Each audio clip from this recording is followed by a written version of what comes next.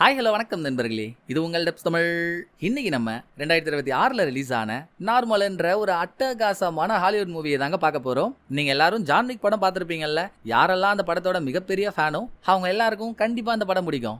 ஏன்னா அந்த படத்தோட கிரியேட்டர் தான் இந்த படத்தோட கிரியேட்டரும். பிளஸ் அந்த படத்துல நம்ம எப்படியெல்லாம் வெட்டு குத்து கொலை ரத்தம் தெறிக்க விடுற ஆக்ஷன் பார்த்தோமோ அதுல ஒண்ணு விடாம எல்லாமே அப்படியே அந்த படத்துல இருக்குங்க. அதோட படம் பேர் மட்டும்தான் நார்மல், ஆனா படத்துக்குள்ள நடக்க போற எல்லாமே அப்நார்மல். பட் ஸ்டார்டிங்ல தெரியாது, தேவையில்லாம இந்த படத்துக்குள்ள வந்துட்டோமோ அப்படின்ற மாதிரி தான் இருக்கும். கொஞ்ச நேரத்துல ஒரு பங்கமான ட்விஸ்டா கொடுத்து டாப் கியர்ல படத்தை தூக்காங்க பாருங்க. அதுக்கப்புறம் தாங்க ரணகலமே அருமையோ அருமை. சோ படத்தோட கதைன்னு பாத்தீங்கன்னா, ஒரு சின்ன டவுனுக்கு புதுசா ஷெரீஃபா வேலைக்கு வர படத்தோட ஹீரோ. அவர் வேலைக்கு வந்த கொஞ்ச நாள்ல அந்த ஊர்ல இருக்க பேங்க்ல ராபரி நடத்த சில பேர் வராங்க.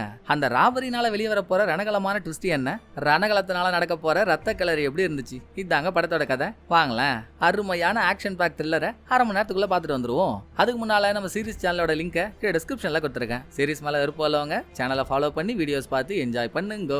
இப்போ இந்த படத்தை ஓபன் பண்ணா ஜப்பான்ல இருக்க ஒரு யகுசா கேங்கோட லீடரை காட்டுறாங்க. ஜப்பான்ல யகுசானா கேங்ஸ்டர் கூட்டம். இந்த கூட்டத்தை சேர்ந்த 3 பேருங்க ஒழுங்கா வேலை செய்யாம ஏதோ ஒரு வேலையில சொதப்பிட்டு இருக்கானுங்க போல. சோ யகுசா லீடர் அவனுங்க 3 பேரையும் முன்னால முட்டி போட வச்சு அவனுங்களுக்கு முன்னால ஒரு கத்திய வச்சு, நீங்க பண்ணதுங்களா உங்களை கொன்னு போட்டிருக்கணும், ஆனா அது பெரிய தப்பு இல்லைன்றதுனால இதோட விடுறேன். என்ன பண்ணணும் உங்களுக்கு தெரியும்ல, சட்டுப்பட்டுன்னு ஆக வேண்டிய வேலையை பாருங்க. அடுத்து உங்களுக்கு ஒரு முக்கியமான வேலை வச்சிருக்கேன்டா, அதையாவது ஒழுங்கா பண்ணுங்க இப்படின்னு யகுசா பாஸ் சொல்லி 3 பேர்ல 2 பேரு சட்டுன்னு கத்தி எடுத்து பட்டுன்னு அவனுங்க ஆள்காட்டி விரல வெட்டிக்கிறானுங்க. நடுவுல இருக்க ஒருத்தவன் மட்டும் விரல வெட்ட பயப்படுறான். ஆனா அவனுக்கு தெரியல, விரல வெட்டினா அதோட போயிடும், இல்லனா விவகாரம் ஆயிடும்னு. பாஸ் விரல வெட்டுறது ரொம்ப டூ மச்சா இருக்கு, சிம்பிளா ஏதாவது கொடுங்களேன் ப்ளீஸ் பாஸ்ன்னு கேட்டா அடுத்த செகண்டே பாஸ் அம்மா பெரிய ஒரு கத்தி எடுத்து தம்மா தூண்ட அவன் தலைய ஒரே சிவா சீவிடுறாப்புல. அந்த பாடியோட விதி அவ்வளவுதான், முடிஞ்சு போச்சு, அவனை விட்டுருவோம். அடுத்து விரல வெட்டிக்கிட்டானுங்கல்ல 2 பேர் கையிலையும் ஆளுக்கு ஒரு ரெசிப்டை கொடுத்து, நாங்கடா திருத்தன்னு முழிக்கிறீங்க, மேன்னிசோடால இருக்க நார்மல்ன்ற டவுன்ல தான் உங்க வேலை, அது ஜப்பான்ல இல்ல அமெரிக்கால இருக்கு, கிளம்புங்க போங்கன்னு 2 பேரையும் அங்க அனுப்பி விடுறாங்க. இங்க சீனை கட் பண்ணா சேம் நார்மல் டவுன்ல இருக்க ஹீரோவோட இன்ட்ரோ. ஹீரோ ஒரு போலீஸ், அதுவும் டிபார்ட்மெண்ட்ல ஷெரீஃப். இதுக்கு முன்னால வரைக்கும் வேற ஊர்ல ஷெரீஃபா இருந்தவர். அங்க என்ன பிரச்சனையோ நார்மல் டவுனோட ஷெரீஃப் இறந்துட்டாருன்னதும் அடுத்த ஷெரீஃபை செலக்ட் பண்ணோம்னா அதுக்கு எலெக்ஷன்லாம் வச்சு ஓட்டெல்லாம் போட்டு பெரிய வேலை. எலெக்ஷன் நடக்கதான் போகுது, எலெக்ஷன்ல ஒரு போலீஸ் நிக்கவும் போறாரு. பட் அந்த ஆள் செலக்ட் ஆகிற வரைக்கும் நீ ஆக்டிங்காக ஷெரீஃபா கடப்போ அப்படின்னு ஹீரோ அனுப்பிட்டுருக்காங்க. தற்சமயத்துக்கு ஹீரோ தங்கி இருக்கிறது ஒரு ஹோட்டல்லங்க. காலையில மைக்குன்ற ஒரு போலீஸ் தான் ஹீரோவை பிக்கப் பண்ணி ஸ்டேஷன் கூட்டிட்டு வந்துட்டு இருக்கான். ஹீரோவுக்கு மனைவி எல்லாம் இருக்காங்க, ஆனா 2 பேருக்குள்ள ஏதோ ஒரு பஞ்சாயத்து ஓடுது. மனைவி ஹீரோ கிட்ட பேச மாட்டான்னு நினைக்கிறேன். இருந்தாலும் ஹீரோ இல்லையே, அவன் நம்ம கிட்ட பேசுறாளோ இல்லையோ, நம்ம வேலை அவகிட்ட பேசுறது, அதை தவறாம பண்ணிக்கிட்டே இருப்போம் அப்படின்னு எங்க போனாலும் என்ன பண்ணாலும் எது நடந்தாலும் தவறாம அதை பொண்டாட்டிக்கு வாய்ஸ் மெயில அனுப்பிடுவாரு. இப்ப கூட அம்மாடி நான் தாம்மா மாமா, இப்பதான் மாமாவை வேற டவுன்ல இருந்து நார்மல்ன்ற டவுனுக்கு ஆக்டிங் ஷெரீஃபா அனுப்பியிருக்காங்க. சின்ன டவுன் தாம்மா, மக்கள்லாம் அவங்கவுங்க வேலையை பார்த்துக்கிட்டு சந்தோஷமா ஜாலியா இருக்காங்க. ஊருதாமா சின்னது, ஆனா இங்க 18 மில்லியன்ல சர்ச்செல்லாம் கட்டுறானுங்க. என்னதான் அடிச்சுக்கிட்டாலும் புடிச்சுக்கிட்டாலும் அவனுங்க கம்யூனிட்டின்னு வரும்போது எல்லாம் ஒண்ணு கூடி ஒற்றுமையா வேலை செய்யறாங்க. அடுத்த 8 வாரம் மாமா இங்க எப்படி ஓட்ட போறேன்னு தெரியல, உனக்கு போக போக அப்டேட் பண்றேன் அப்படின்னு திரும்ப பதில் வராதுன்னு தெரிஞ்சும் ஹீரோ அடுக்கடுக்கா பேசிட்டு இருக்க. ஹீரோவை மைக்குன்ற ஒரு போலீஸ் கூட்டிட்டு வரான்ல, அவன் ஏதோ ஒரு ஜிலுக்கு கோட்டு போட்டிருப்பான் போல. கோட்டை போட்டு லைட்டா அப்படி இப்படின்னு அசைஞ்சாலே ஜில் ஜங் ஜக்குன்னு சவுண்ட் எல்லாம் கேக்குது. ஏண்டா ராமராஜர் கால ராஜநாக முட்டை, நல்லாதான்டா சம்பாதிக்கிற, நல்ல கோட்டை வாங்கி போட வேண்டியது தானே, இது என்ன கிளுகிழுப்பு கோட்டு அப்படின்னு ஹீரோ கலாச்சி 2 பேரும் ஸ்டேஷன் வந்துட்டாங்க. ஸ்டேஷன்ல ரிசப்ஷன்ல இருக்க பொண்ணுக்கும் இந்த ஊரை சேர்ந்த டாம்ன்ற ஒரு ஆளுக்கும் நடுவுல வாக்குவாதம். டாம் அடிக்கடி இப்படிதான் வந்து கொச்சல் கொடுத்துட்டு இருப்பான். இங்க இருக்கவங்களுக்கு பழகி போனாலும் ஹீரோவுக்கு புதுசு இல்ல. தம்பி யார் நீங்க, என்ன பிரச்சனை, எதுவா இருந்தாலும் அண்ணன் கிட்ட சொல்லுங்க, நான் பாத்துக்கிறேன் அப்படின்னு ஹீரோ குறுக்க வாய விட அவன் பாட்டு ஒப்பிக்கிறான். அதாவது சார், என்கிட்ட ஒரு பிரைவேட் ப்ராப்பர்ட்டி இருக்கு சார், ஊரா விட்டு நெய்யே என் பொண்டாட்டி கையேன்ற மாதிரி சும்மா சும்மா என் பக்கத்து வீட்டுக்காரன் என் இடத்துலயே வந்து வண்டி நிறுத்துறான் சார், நானும் சொல்லி சொல்லி பாக்குறேன் கேட்க மாட்டான், வாங்க அவனை அடிச்சு முடிச்சு விடுங்கன்றான். உடனே நான் கொஞ்ச நேரத்துக்கு முன்னால சொன்னல, வரப்போற ஷெரீஃப் எலெக்ஷன்ல ஒரு போலீஸ் நிக்க போறாருன்னு. அந்த எலெக்ஷன் போலீஸ் தான் வந்து, ஐயா அவனை எப்படி ஹேண்டில் பண்ணணும்னு எனக்கு தெரியும், நீங்க புதுசா வந்திருக்கீங்க, நீங்க உள்ள போங்க நான் பாத்துக்கிறேன் அப்படின்னு ஒரு வழியா ஹீரோவை சேர்ல செட்டில் பண்ணிட்டானுங்க. சின்ன டவுனு, பெருசா என்ன வேலை இருக்க போது, பெண்டிங்ல இருக்க ஃபைல்ஸ் எல்லாம் சைனை போட்டு போட்டு சீலை குத்தணும். அதை ஹீரோ பண்ணிட்டு இருக்கப்போ இவர் உட்கார்ந்து இருக்க ரூம்ல செவுத்துல சுத்தி சுத்தி பழைய ஷெரீஃபோட போட்டோவையா மாட்டி வச்சிருக்காங்க. அவர் போட்டோவுக்கு பக்கத்திலேயே ஒரு பொண்ணோட போட்டோவும் இருக்குங்க. மேபி ஷெரீஃபோட பொண்ணா இருக்கலாம் பார்க்கலாம். அப்படி ஷெரீஃபோட போட்டோவெல்லாம் பாக்குறப்பதான் ஹீரோவுக்குள்ள ஒரு உறுத்தல். ஆமா, பழைய ஷெரீஃப் எப்படி செத்து போனாரு அப்படின்னு ஷெரீஃபோட கேஸ் ஃபைல் எடுத்து பார்த்தா ஹார்ட் அட்டாக்ல இறந்து போயிட்டாருன்னு. இதே ஊரை சேர்ந்த ஒரு டாக்டர் தான் சர்டிபிகேட் கொடுத்திருக்காரு. அதை முடிச்சுட்டு போலீஸ் ஸ்டேஷனோட ஆர்மர் ரூமுக்கு வந்தாங்க. துப்பாக்கி கிப்பாக்கி இதெல்லாம் இருக்குன்னு பார்த்தா பயங்கரமான வெடிமருந்துகள்லாம் இருக்கு. நாம இது போலீஸ் ஸ்டேஷனா இல்ல டெரரிஸ்ட் கோட்டாவா, எதுக்கு இதெல்லாம் வச்சிருக்கீங்கன்னு அங்க வந்த ரிசப்ஷன் லேடி கிட்ட ஹீரோ கேட்டா, அது பழைய ஷெரீஃப் தாங்க, பாதுகாப்புக்காக இருக்கட்டும்னு வாங்கி வச்சாரு. ஏன் எதுக்குன்னு திரும்ப அவரே சமாதியில இருந்து ஏஞ்சி வந்து சொன்னாதான் தெரியும் என்னன்றீங்க அப்படின்னு அவ ஜாலியா பேசிட்டு போறாளா. இதுக்கப்புறம் ஹீரோ ரொம்ப இலகிய மனசா இருக்காருங்க. போலீஸ்ன்ற பந்தாவோ கெத்தோ அதெல்லாம் யாருக்கிட்டையும் காட்டல, எல்லார்கிட்டயும் ரொம்ப ஈஸியா நடந்துக்கிறாரு. இப்படி ஒரு பொண்ணு அவ காரை பார்க் பண்ண கூடாத ஒரு இடத்துல பார்க் பண்ணி வச்சிருக்கா. ஆக்சுவல் போலீஸ் கராரான போலீஸா இருந்தா காருக்கு ஃபைனை போட்டு அந்த பில்ல கார் மேல ஒட்டணும். பட் ஹீரோ அதை பண்ணாம காரை அடுத்த வாட்டி நல்ல இடத்துல பார்க் பண்ணுமா, எல்லா தடவையும் நானே வரமாட்டேன் அப்படின்னு அதை எழுதி கார் மேல ஒட்டி வச்சுட்டு போறாருங்க. அதை காருக்கு சொந்தக்கார பொண்ணும் பார்த்து ரசிக்க.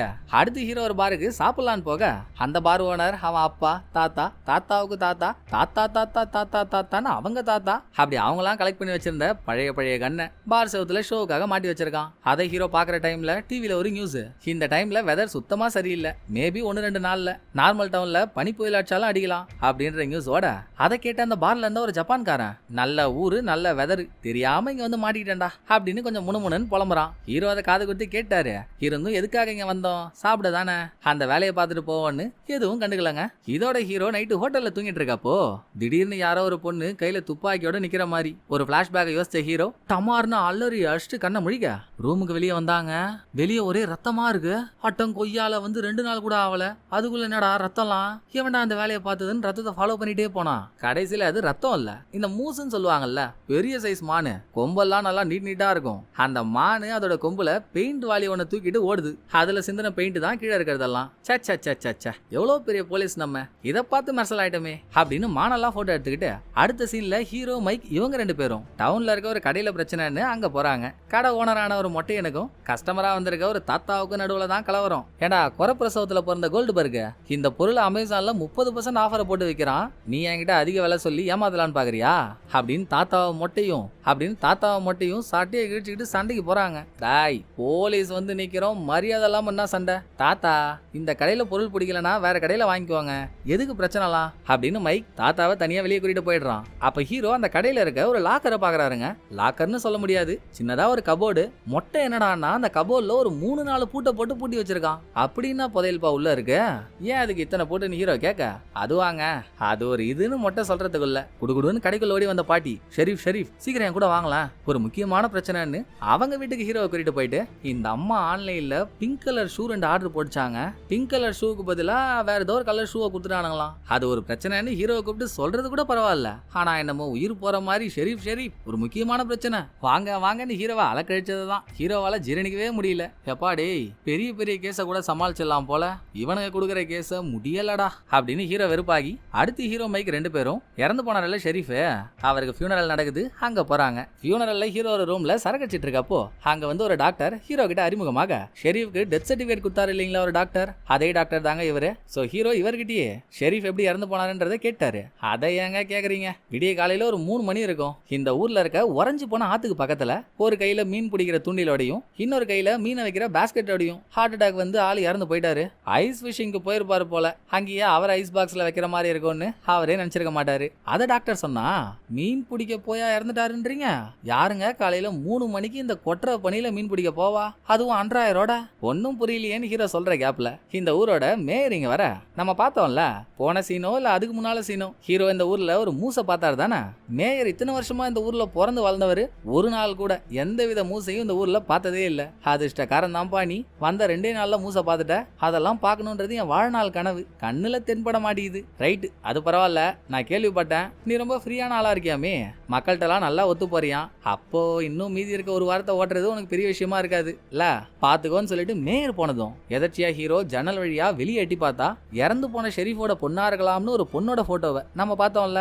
வெளியே அந்த பொண்ணுக்கும் எலெக்ஷன் போலீஸ்க்கு நடுவுல காரசாரமான வாக்குவாதம். இங்க நடக்கிறதே அந்த பொண்ணு அப்பாவோட ஃபியூனரல். கடைசி வரைக்கும் உள்ள வரவே இல்ல, வரலையா இல்ல வர உடலையான்னு தெரியல. வெளியவே இருந்து எலெக்ஷன் காப் கிட்ட கத்திட்டு அப்படியே காரை எடுத்துக்கிட்டு போயிட்டா. அப்படியே அன்னைக்கு நைட்டு ஹீரோ எப்பவும் போற பாருக்கு போய் சரக்கை போட்டு கிளம்பும் போது இதுக்கு முன்னால ஹீரோ ஒரு பொண்ணோட காருக்கு ஃபைன் போடாம அட்வைஸ் பண்ணி ஒரு நோட்ஸ் எழுதி ஒட்டி வச்சுட்டு போனார் இல்லையா, அந்த பொண்ணு இந்த பார்ல தான் வெயிட்ரஸா வேலை செய்யறா. அவ ஹீரோவை பார்த்து ரெண்டு பேரும் பேச்சா போட இவகிட்டயுமே இறந்து போன ஷெரீஃபை பத்தி ஹீரோ விசாரணையை போடுறாரு. எல்லாரும் அவர் மீன் பிடிக்க போய் தான் இறந்தாருன்றாங்க. நானும் அப்படிதாங்க நினைக்கிறேன். ஆனா எனக்கெல்லாம் மீன் பிடிக்க தெரியாதுங்க. சொல்ல போனா இந்த ஊர்ல இருக்க யாரும் மீன் பிடிக்க போக மாட்டாங்க. அவர் எதை நினைச்சு போனாரோ. பட் நீங்க ஏங்க ஆள் எப்ப பார்த்தாலும் டல்லாவே இருக்கீங்க? உங்களை மாதிரி ஒரு போலீஸை நான் பார்த்ததே இல்ல. என்ன காரணம்? ஏன் நீங்க இந்த மாதிரி இருக்கீங்கன்னு வெயிட்டர் கேட்க போய் தான் அப்பப்ப ஹீரோவுக்கு கனவுல கையில துப்பாக்கியோட ஒரு பொண்ணு வரால. அது கனவு இல்ல, உண்மையாவே நடந்த ஒரு சம்பவம் போலங்க. அந்த சம்பவத்தினாலதான் ஹீரோட வாழ்க்கையே மாறி போச்சு. கதையை வெயிட்டர் கிட்ட சொல்றாரு. இதுக்கு முன்னால ஹீரோ ஷெரீஃபா இருந்த டவுன்ல ஹீரோவோட நெருங்கிய நண்பனா ஒரு ஆள் இருந்திருக்கான். ஒரு நாள் அந்த ஆளோட பொண்ணு ஷெரீஃபான ஹீரோ கிட்ட வந்து தான் அப்பா தாங்கிட்ட தப்பா நடந்துக்கிறதா சொல்லிருக்கு. சின்ன வயசுல இருந்து நண்பன், அவன் எப்படிப்பட்டவனா இருப்பான்னு ஹீரோவுக்கு தெரியும்ல. சும்மா விளையாடாதம்மா, அவன்லாம் அப்படி பண்ற ஆள் இல்ல. போன அந்த பொண்ணை கண்டுக்கல, உதாசனப்படுத்திட்டாரு. பட் பிரச்சனை பெருசாகி ஒரு நாள் அந்த பொண்ணு அவளையே சட்டத்தை கையில எடுத்து அப்பாவை முட்டி போட வச்சு அந்த ஆளுக்கு முன்னால துப்பாக்கியை எய்ம் பண்ணிட்டு நிக்கிறா. ஸ்பாட்டுக்கு போன ஹீரோவுக்கு என்ன பண்றதுன்னு தெரியல. கண்ணை மூடி கண்ணை துறக்கிறதுக்குள்ள அந்த பொண்ணு அப்பாவை ஷூட் பண்ணிட்டா. அடுத்து ஹீரோவை நோக்கியும் துப்பாக்கியை பாயிண்ட் பண்றா. ஹீரோவா அந்த பொண்ணா, ஹீரோவா அந்த பொண்ணான்னு இருக்கும்போது ரெண்டு பேருமே மாறி மாறி ஷூட் பண்ணிருக்காங்க. அந்த பொண்ணோட குறி தப்பிடுச்சு, ஹீரோவோட குறி தப்பலங்க. அநியாயமா ஹீரோ ஒரு அப்பாவி பொண்ணை போட்டு தள்ளிட்டாரு. அதனாலதான் ஹீரோவை இங்க டிரான்ஸ்பர் பண்ணி அனுப்பியிருக்காங்க. ஹீரோவோட பொண்டாட்டியும் ஹீரோ கிட்ட சரியா பேசல. இதுக்கு மேல நம்மளும் யார்கிட்டயும் போலீஸ்ன்ற பவுஸோட ஃபோர்ஸா இருக்காம இயல்பாவே இருந்தலான்னு தன்னை தானே மாத்திக்கிட்டாரு. அடடா, கல்லுக்குள் ஹீரோன்ற மாதிரி இந்த பாடிக்குள்ள இப்படி ஒரு பயங்கரமா அப்படின்னு நம்ம நினைச்சிட்டு இருந்தா அடுத்த நாள் ஹீரோ அவர் ஹோட்டல் ரூம்ல இருந்து வெளியே வரும்போது பக்கத்துல இருக்க வெண்டிங் மிஷின்ல யாரோ ஒரு பொண்ணு தான் நாய்க்காக காசை போட்டு சாப்பாடு எடுத்துட்டு இருக்கா. காசு ஸ்ட்ரெக் ஆயிடுச்சு, உள்ள இருந்து ஃபுட்டு வெளியே வரல. அப்ப ஹீரோ தான் மிஷினை ரெண்டு தட்டு தட்டி உள்ள இருந்து அந்த பொண்ணுக்கு ஃபுட்டு எடுத்து கொடுக்குறாரு. அப்ப அந்த பொண்ணுக்கு பின்னாலங்க ஒரு ஆள் இங்க வரதுக்காக தான் செவுத்துக்கு அந்த பக்கமா இருந்து நடந்து வரான். பட் ஷெரீஃபான ஹீரோவை பார்த்ததும் பம்மி பதுங்குறான். யார் அந்த மறையும் மந்திரவாதி? அதை யோசிச்சுக்கிட்டே ஹீரோ கிளம்பிட்டாரு. காலையில இருந்து சாயந்தரம் வரைக்கும் ஸ்டேஷன்ல வேலையெல்லாம் முடிச்சுட்டு நைட்டு ரவுண்ட்ஸ் போயிட்டு இருக்கப்போ ரோட்டோரமா ஒரு கார் நிக்குது. உள்ள போய் எட்டி பார்த்தா இறந்து போன ஷெரீஃபோட பொண்ணு உள்ள உட்காந்துருக்கா, சரக்கு போட்டுட்டு இருக்கா. ஹீரோ கிட்ட பேச்ச போடலான்னு அவ காருக்குள்ள போனா அவ கையில சரக்கு பாட்டில் மட்டும் இல்லங்க, இன்னொரு கையில துப்பாக்கி வச்சிருக்கா. அப்பா போயிட்டாருன்ற துக்கத்துல தற்கொலை பண்ணிக்கலான்னு இருந்திருக்கா போல. தப்பு ராஜாத்தி, ரொம்ப ரொம்ப தப்பு. தற்கொலை பண்ணிக்கிற அளவுக்கு என்ன இப்போ? என்ன உன் பிரச்சனைன்னு விசாரிச்சா என் அப்பாவோட சாவுக்கு காரணமே நான் தாங்க. நான் மிலிட்டரியில ஒர்க் பண்ற வரைக்கும் என் அப்பா தனியா இருந்தாரு, எந்த பிரச்சனையும் இல்லாம ஃப்ரீயா தான் இருந்தாரு.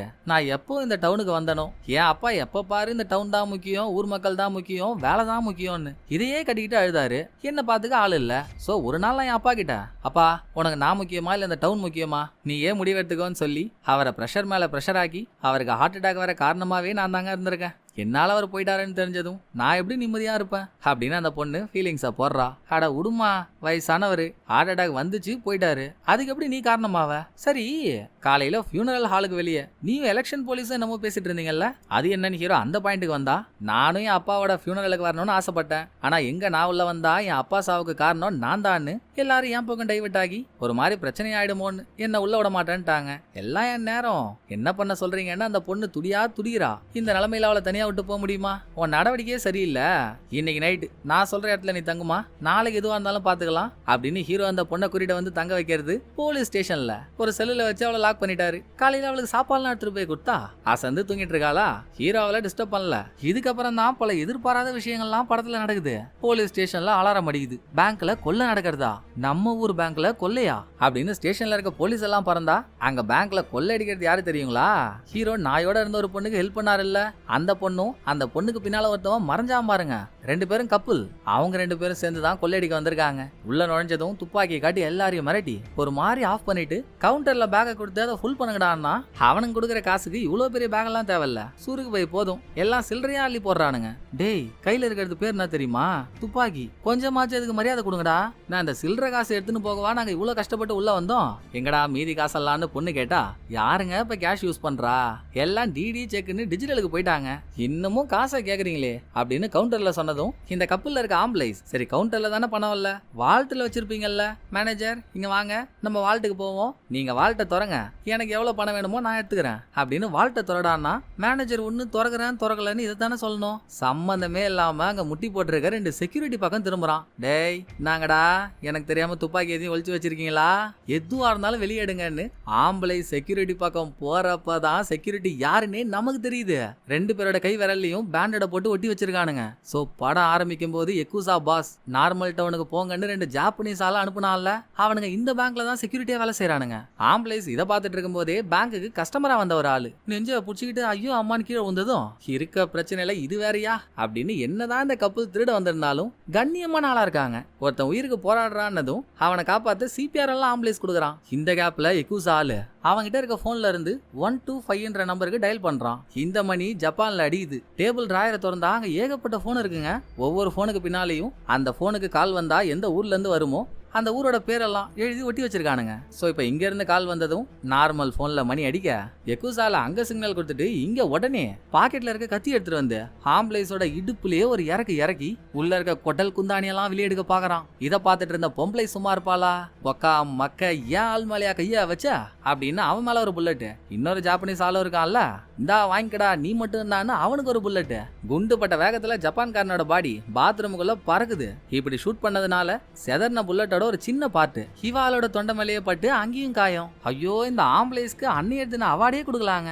அவன் அடிபட்டு முடியாம படுத்துட்டு இருந்தாலும் பக்கத்துல நெஞ்ச புடிச்சிட்டு இருக்க அவருக்கு சிபிஆர் கூட தான் பொம்பளைஸ்ட சொல்றான். இது நடக்கிற கேப்லயே வெளியே ஹீரோ, மைக்கு, எலெக்ஷன் காப் இவங்க 3 பேரும் வந்துட்டாங்க. 22/4 42/8 உள்ள 2 பேர் தான் இருக்காங்க. நம்ம தடால் புடால்னு உள்ள போனா அவங்கள தண்ணி குடிக்க வச்சிடலாம் அப்படின்னு ஹீரோவை தவிர்த்து மீதி 2 போலீஸும் ரெடியானா அந்த கப்பல் ஒரு நாய் வச்சிருந்தாங்க தானே. வெளியே நிக்கிற அவங்க கார்ல தான் அந்த நாய் இருக்கு. நாயை பார்த்ததுமே உள்ள இருக்க 2 பேர் யாருன்னு ஹீரோ புடிச்சிட்டாரு. ஒரு ஆளோட மூஞ்ச பார்த்தாலே தெரியாதா அவங்க எருமையா கருமையான்னு? குடும்ப கஷ்டம் அது கொள்ளையடிக்க வந்திருப்பானுங்க. கொள்ளையடிக்க வந்த இடத்துல பாதிக்கப்பட்ட ஒரு ஆளுக்கு சிபிஆர் எல்லாம் கொடுக்குறானுங்க. இவனுங்களா ஆபத்தான ஆளா இருக்க போறாங்க?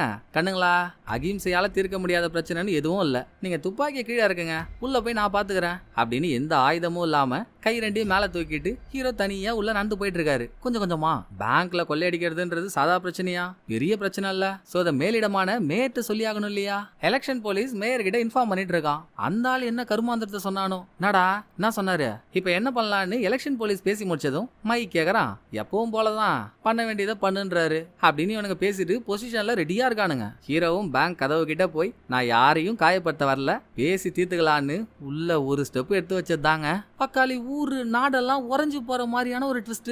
வெளியே நிக்கிற 2 போலீஸும் சம்பந்தமே இல்லாம கடன்னு பேங்க நோக்கி ஷூட் பண்ண ஆரம்பிக்கிறானுங்க. நடுவுல தானே ஹீரோ இருக்காரு. அதை பத்தி அவனுக்கு கண்டுக்கவே இல்ல. அடே நாசமா போன நண்டு மண்டையனுங்களா, இங்க நான் இருக்கேன்டா, எதுக்குடா ஷூட் பண்றீங்க, ஒரு நிமிஷம் நில்லுங்கடா அப்படின்னு எவ்வளவு சொன்னாலும் அவனுங்க கேட்கவே இல்ல. கண்ணா அப்படின்னு ஷூட் பண்றானுங்க. எப்படிங்க ஹீரோ அதை பார்த்துட்டு கம்முன்னு இருப்பாரு? ஹாட்ட ஓட்டு காலி ஓனாஸ், ஒரு பெரிய மனுஷன் நான் சொல்லிட்டு இருக்கேன், அதை கேட்காம மீண்டும் மீண்டும் ஷூட் பண்றீங்கன்னா எம்மா திமுரு இருக்கும் உங்களுக்கு அப்படின்னு இந்த ஆளு கன் எடுத்து ஒரு சுழட்டுனா இருப்பாருங்க. இதுல வெளியே இருக்க எலெக்ஷன் போலீஸோட காது காணா போச்சு. புல்லட் பட்டு காது தனியா கண்டு கீழே உழ அப்பவும் மைக் அடங்க மாட்டான். அவன் ஷூட் பண்ணதுல பேங்க் உள்ள இருக்க ஹீரோ, திருட வந்த 2 பேர், இவங்களுக்கு ஏதாச்சும் ஆனா கூட ஓகே, பேங்க் எம்ப்ளாயிஸ் எல்லாம் குண்டடிப்பட்டு அவுட் ஆகுறாங்க. கவலையே படாம புல்லட்ஸ் இறக்கிட்டே இருக்கான். என்ன நடக்குதுன்னு நமக்கே மண்டை காய்தா. ஹீரோ ஆம்பளைஸையும் பொம்பளைஸையும் குண்டடி படாம கவுண்டர் டேபிளுக்கு அந்த பக்கம் தூக்கி போட்டு இவரும் சேஃப் ஆகி உக்காந்தா இன்னமும் டேபிளுக்கு பக்கத்துல மேனேஜர் உயிரோடு தான் இருக்கான். அவன் திட்டு கொட்டுங்க 2 பேரையும் பார்த்துட்டு, வந்தீங்களே கவுண்டர்ல இருந்து எடுத்து கொடுத்த பணத்தை எடுத்துட்டு அப்படியே போக வேண்டியது தானே, எதுக்கு தேவையில்லாம வாழ்ட்டுலாம் வாய விட்டீங்க பாருங்க, இப்ப அதான் பெரிய பிரச்சனைன்றான். ஏன்டா அப்படி என்னடா வாழ்ட்டுக்குள்ள வச்சிருக்கீங்க, நீ வா ஃபர்ஸ்ட் வாழ்ட்டை துற, உள்ள இருக்கிறத நான் பார்த்தே ஆகணும்னு ஹீரோ சொல்லி மேனேஜர் போய் வாழ்ட்டை திறந்தா வாழ்ட்டுக்குள்ள எவ்வளோ தங்கம்ன்றீங்க, அதை வச்சு ஒரு நாட்டையே விலைக்கு வாங்கிடலாங்க. அவ்வளோ தங்க கட்டிகள் வாழ்ட்டுக்குள்ள இருக்கு. சாதாரண சின்ன டவுனுக்குள்ள இவ்வளோ தங்கம் இருக்கிறது நம்பவா முடியுது?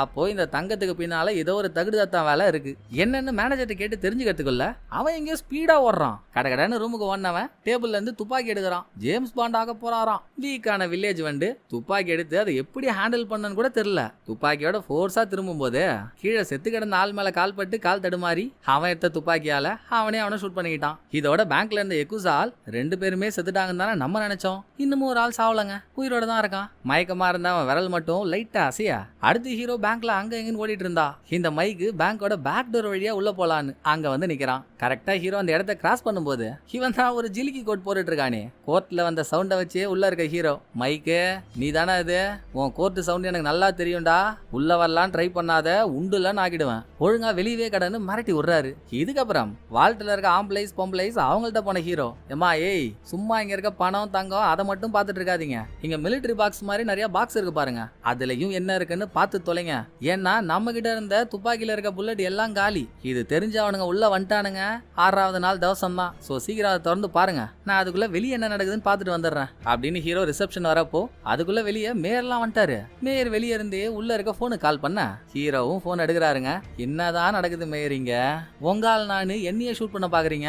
மேட்ரு என்னன்னு கேக்குறப்பதான் தங்கத்துக்கு பின்னால இருக்க தில்லாலங்கடி வேலை தெரியுது. ஜப்பான்ல இருக்கால எக்குசா பாஸ் வார்ட்ல இருக்க தங்கம் மொத்தமும் அந்த ஆளுக்கு சொந்தமான தங்கமா. எக்குசா கேங் அமெரிக்கால இல்லீகல் வேலை பண்ணி பணமாகவோ நகையாகவோ சம்பாதிக்கிறாங்க.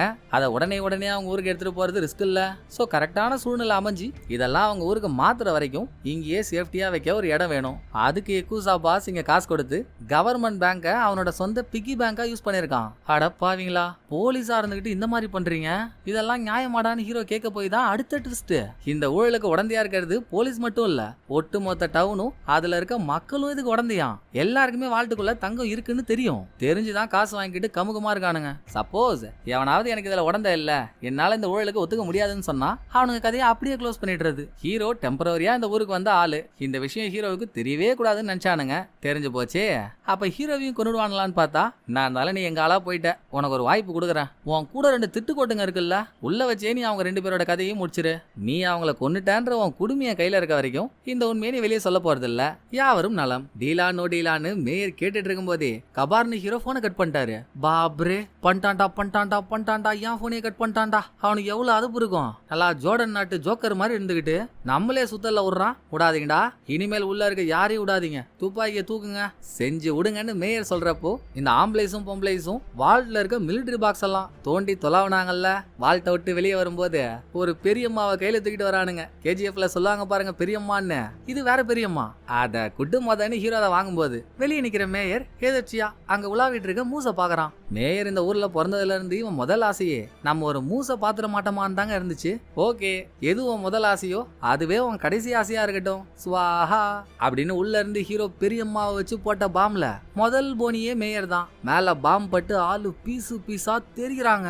இதே மாதிரி இன்னொரு 2-3 பாம்பை தூக்கி போட்டு எல்லாரையும் அலக்கழிச்சு பேங்குக்குள்ள இருந்து அந்த 3 பேரும் தப்பிச்சு வெளியே வந்து எஸ் ஆயிட்டாங்க. இதுக்கப்புறம் தான் பேங்குக்குள்ள எக்குஸ் ஆள் ஒருத்தவன் உயிரோட இருந்தான்ல, அவன் வெளியே வந்து அவன் இன்ட்ரோக்குன்னு தனி பில்டப் வேணும்னு நினைச்சான் போல. 7 நினைக்கிற டவுன்காரன் ஒருத்தவனை ஷூட் பண்ணி போட்டு தள்ளிட்டு, இது சாதா பிரச்சனை இல்லடா, நான் வேற பேங்க்ல ஒரு சம்பவம் நடக்குதுன்னு எக்குசா பாஸ்க்கு சிக்னல் கொடுத்துட்டேன். இப்போன்னு பார்த்து ஊருக்குள்ள புயல், போனு இன்டர்நெட்னு எதுவும் வேலை செய்யல. இங்க என்ன ஆச்சுன்னு தெரியாம எக்குசா பாஸ் இந்நேரம் ஆளுங்களோட கிளம்பிருப்பான். இங்க வந்து பிரச்சனைய பார்த்துட்டான், நம்ம யாரையும் விட மாட்டான், ஒரு ஆள் விடாம எல்லாரையும் கொன்றுவான். அதுக்குள்ள இவனுங்களை கண்டுபிடிச்சு கொல்ற வழியை பாருங்கடா டேய் அப்படின்னு எக்குசா ஆள் சொல்லிட்டு இருக்கானா. அங்க ஹீரோவும் திட்டுக்கோட்டங்களும் தப்பிச்சாங்கல்ல. நம்ம இதுக்கு முன்னால பாட்டின்னு ஒரு கேரக்டரை பார்த்திருந்தோம் இல்லீங்களா? 3 பேரும் அவங்க வீட்டுக்குள்ள போய் தஞ்சை அடைய, ஐயோ யாரா இந்த பிள்ளைங்களை இந்த மாதிரி பண்ணது, வாங்கப்பா உள்ள வாங்கப்பா, தண்ணிய குடிங்கப்பா, பாட்டி போய் தண்ணி எடுத்துட்டு வந்துடுறேன் அப்படின்னு அன்பா பேசிட்டு உள்ள போன பாட்டி திரும்ப வெளியே வரும்போது அரக்கத்தனமா ஒரு துப்பாக்கியோட வந்து அது சத்துக்கு இவங்களை ஷூட் பண்ண பாக்குதுங்க.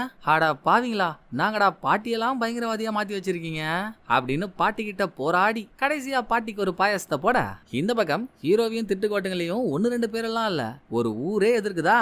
அந்த குரூப் ஆளுங்கெல்லாம் ஒரு ஐஸ்கிரீம் கடைக்கு போறானுங்க.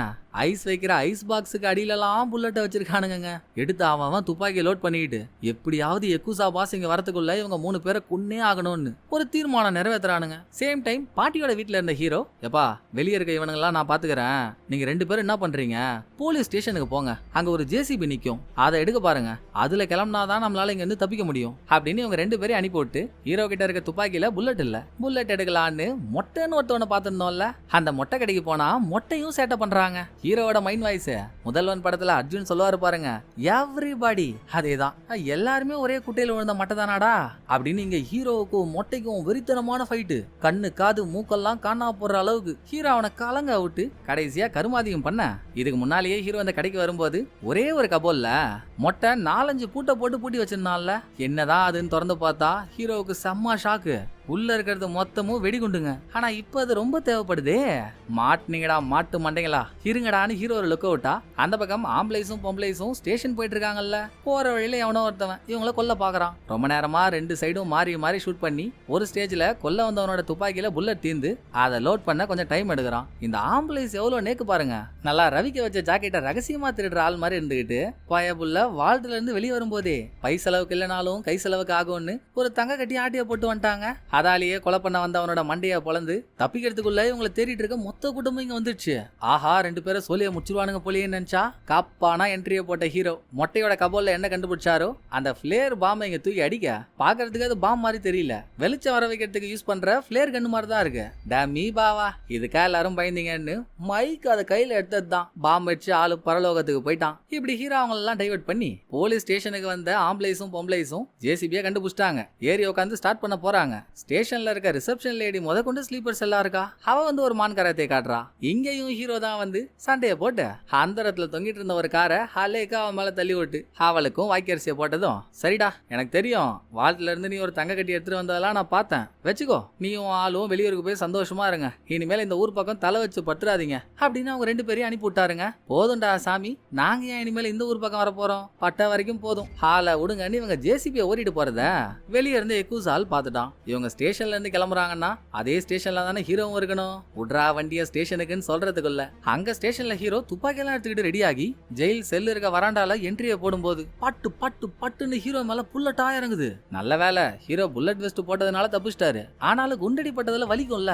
டயர்டாகி ஹீரோ சொரி உக்காந்தா ஹீரோவை ஷூட் பண்ணது பார் வெயிட்ரஸ். எத்தனை பேரியா, நீயும் அந்த கூட்டத்துல ஒரு ஆள் தானாமா அப்படின்னு ஹீரோ இவகிட்ட பேசுறப்பதாங்க இவ ஒரு ட்விஸ்ட் அவுத்து விடுறா.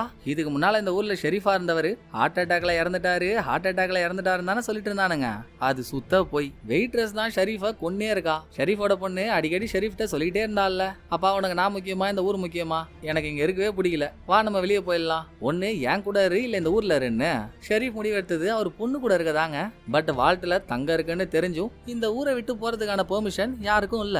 ஆனாலும் என் பொண்ணுக்காக போயே தீர்வேன்னு ஷெரீஃப் அடம் முடிக்க மேயர் வெயிட்ரஸ்ட சொல்லி தான் ஷெரீஃபை போட்டே தள்ள வச்சிருக்கான். ஷெரீஃப் டெய்லியும் பாருக்கு போய் சரக்கடிக்கிறது வழக்கம். அன்னைக்கு சரக்கடிக்கும் போது ஷெரீஃபோட சரக்குல மயக்க மருந்த கலந்த வெயிட்ரஸ் ஷெரீஃப் மயக்கமானதும் அந்த ஐஸ் ஆத்துக்கு பக்கத்துல அவரை ட்ரௌசர் மட்டும் போட்டு படுக்க விட்டுருக்காங்க. சோ பனியில உறைஞ்சு போய் மூச்சு விட முடியாம அவர் செத்துருக்காரு.